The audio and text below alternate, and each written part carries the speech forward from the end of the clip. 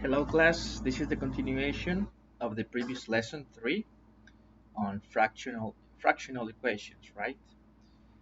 If you remember what we saw previously, maybe I should put 0 right here.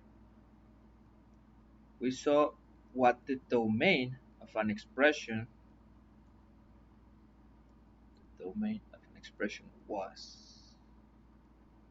Okay, so we now know what the domain of an expression is. For example, if I highlight this expression, by now you know that the domain of this expression is all the real numbers, symbolized in this way, all the real numbers except the number 2. Because if I give a the number 2, this expression will crash. It will break, so to speak, in the sense that we're going to be performing a division over 0, which is not allowed in mathematics. So this is the domain for this particular expression.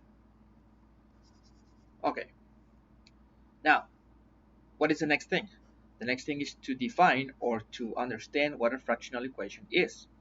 And then, number 2, I'm going to give you 3 examples of fractional equations and how they are solved. So what is a fractional equation? The definition is very simple, guys. A fractional equation is something like this, like these 3 equations. If you notice, these equations have a variable in the denominator of a fraction.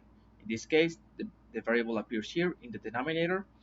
For this particular equation, also the variable appears in the denominator, also in the numerator, but we care about the denominator. If the variable appears in the denominator, this is classified as a fractional equation. And the same goes for the third equation.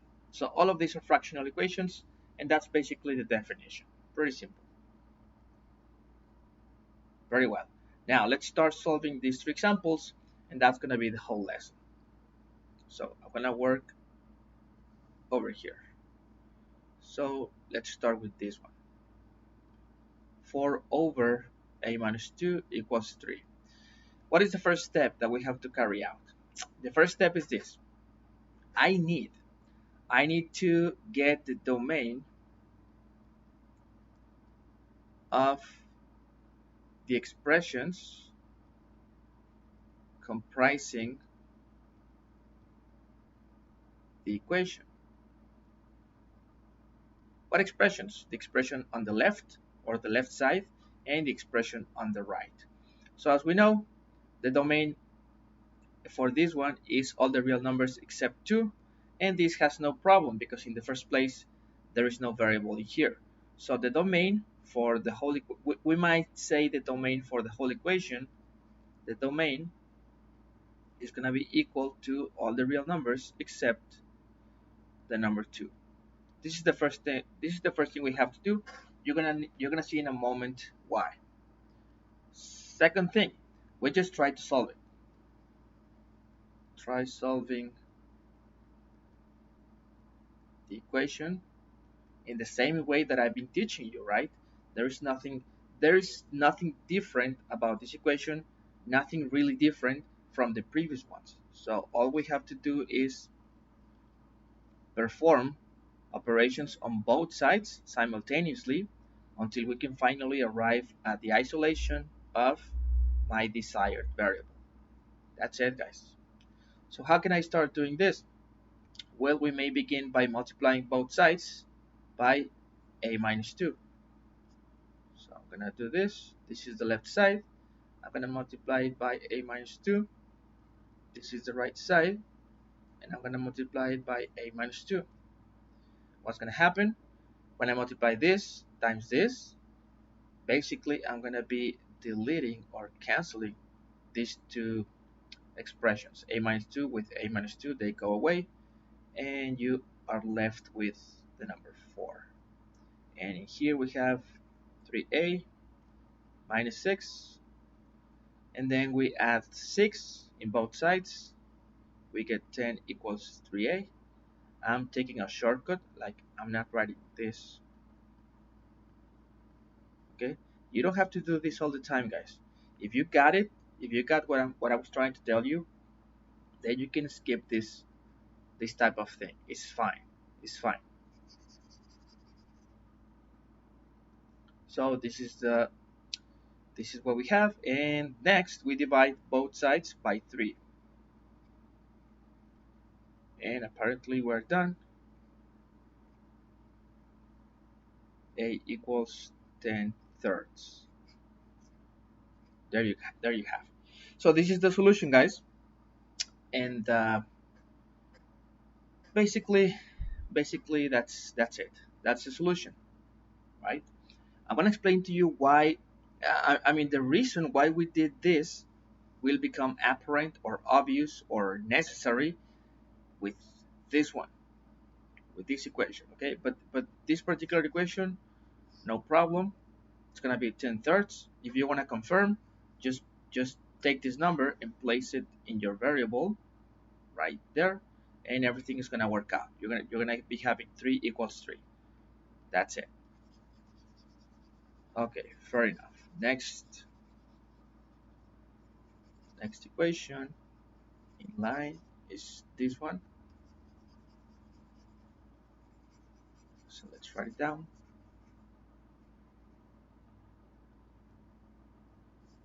We have x over x minus 3 minus 3 over x minus 3 equals 8. So first, get the domain. What is the domain of all of this expression? It will be all the real numbers except the number 3, because this number, if you have it as the value of the variable, will cause a division over 0. Second, try solving the equation. So let me write it down again.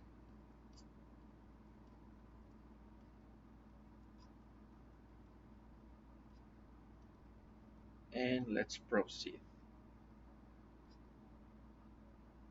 So once again, I'm gonna be speaking out loud. I'm gonna be thinking out loud. What can I do first? Okay, a good idea is to get rid of denominators. To get rid of denominators. So I can start by multiplying both sides of the equation by this particular denominator. So I can do this. I write it down. This was the side, and I'm gonna multiply by x minus 3, and I'm gonna do the same on the other side. I'm gonna multiply by x minus 3. What is the next thing? Then when you multiply this expression times this fraction and this other fraction, you will have this in the end. I want you to make sure of that. This times all of these parentheses will give you this in the end. By the way, this is a 3, remember.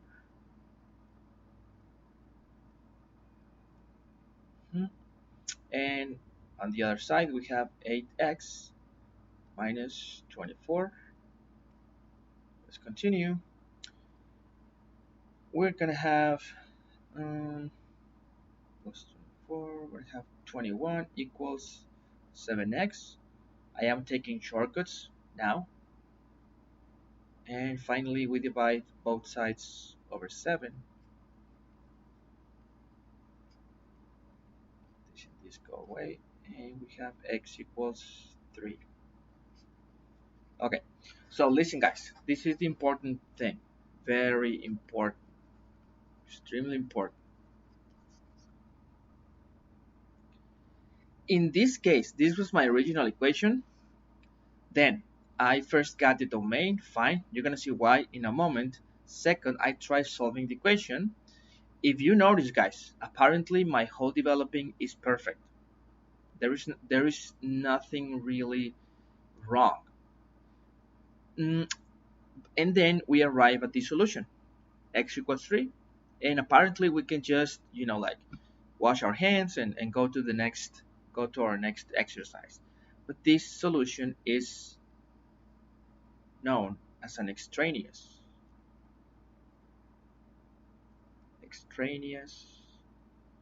solution, like this. Why? Why is this an extraneous solution? Because if you notice, technically, if this is a solution for this equation, then I should be able to pick it up, put it in the place of the variable, and then everything has to check. In other words, we should have that all of this is equal to 8, just like the equation is trying to tell me, right? But that's going to be impossible, because if I try to give this value to the variable in this equation, these expressions will crash, in the sense that if you notice, we have x and x in here, and if this x is replaced by the number 3, which is the supposed solution, then I'm going to be dividing over 0, and the same is here, the same in here. You see? So this is not a solution. This is what is known as an extraneous solution, which is basically a solution that apparently is perfect, but that when you try it back in your original equation, then the equation is not satisfied by this extraneous solution. That is the definition of an extraneous solution. It really, basically, in a nutshell, this is not a solution. This is not a solution. So uh, that's why. Look, listen. This is what. Well, let me clean this up a little bit. Just a little. That's why it's important to get the domain at the beginning, because basically what the domain tells you is you can put any value in this expression you want, any value in the variable of this expression. Okay, it can be the number 2, both the three x's can be the number 2 or the number 5 or the number 1/2, etc., except the number 3. So if I got that solution, the one that appears in the exception here in this box, then I have to reject the solution. Okay, so you might be thinking, okay, so we reject this extraneous solution, and what do we do instead? What's going to be my final answer for this problem? Well, very simply, you have to answer this. Answer: there is no solution for this equation. For this equation, guys, we have no solutions, because the only solution that we apparently obtained is an extraneous solution, which is not really a solution. It's something that when you put it back in your original equation, it doesn't get it satisfied. That's what this is. Okay, that's the problem that you can come across when you deal with fractional equations. When you deal with fractional equations, you can run across this problem of having extraneous solutions that you need to reject, and you need to write this as an answer instead. Okay, and then finally, let's look at this one.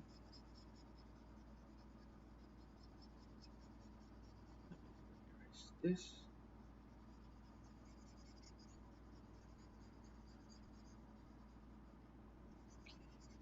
This takes too long. Okay, and we have 3 over 2a equals 5 over a minus 7. This is the original equation. First step, get the domain of this expression, and this expression taken together is going to be all the real numbers except the number 0 and the number 7. Why? Because 0, if I give a the number 0 in this particular fraction, I'm going to be dividing over 0, right? And if I give a the value of 7 in here, I'm going to be as well dividing over 0. So this is the domain. The domain is all the real numbers except the 0 and the number 7. Second, solve the equation. So let me put it here. 3 over 2a equals 5 over a minus 7. It's a good idea to transform this equation into another equation which doesn't have denominators. These two things. So how do I do that? How can I get rid of this denominator in the first place? I multiply both sides by this denominator. Let's do it. There you go. The same in the other side. There you go. Then I execute. This times this will give me 3 because this will cancel this one. And in here, I cannot cancel, right? Let me put this in a clearer way. -7. There you go. This doesn't cancel this. So all I need to do is this. I need to transform this into a fraction, such as this, right? 2a over 1. And then I multiply 5 times 2a. I'm going to get 10a over a minus 7 times 1. I get a minus 7. And we continue. Now I'm going to do the same. I want to multiply both sides by this. Here we go. 3 times a minus 7 equals 10a over a minus 7 being multiplied by a minus 7. I'm multiplying both sides by a minus 7. Let me execute now. 3a minus 21 equals this and this get cancelled. So I remain with 10a. Let's continue over here. And then it's very quick. It's very quick to see that the answer is going to be minus 21 equals 7a. I'm taking some shortcuts, right? And then a is going to be equal to minus 3, right? Let me see if I didn't do anything wrong. Okay. Yes. It's okay. It's going to be minus 3. Okay. So this is my solution, guys. And that's it. That's it. Now, is this an extraneous solution? Extraneous solution or a real solution? How do I know? Well, the way you need to know, the way you can know is pick it up, put it back in the original equation, and you will see that it will cause no problem. If you give a the value of minus 3 in here and in here, you will see that the equation is satisfied, that no divisions over 0 happen, nothing like that.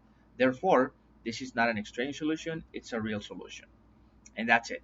So that's what this topic is about, guys. Fractional equations. Remember what the domain is. And remember that for some cases, for some fractional equations, such as this one, when you solve it, at the end, you may be getting this is an equals. You may be getting some solution, okay? But you have to be careful because this may be an extraneous solution. How do you know?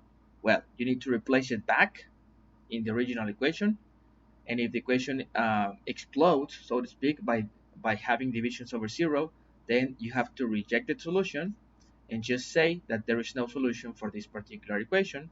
That's it. Okay, guys, so I'm gonna leave you the homework about this particular lesson in Teams in a post, and that's it. Thanks so much. Have an excellent weekend. Bye bye.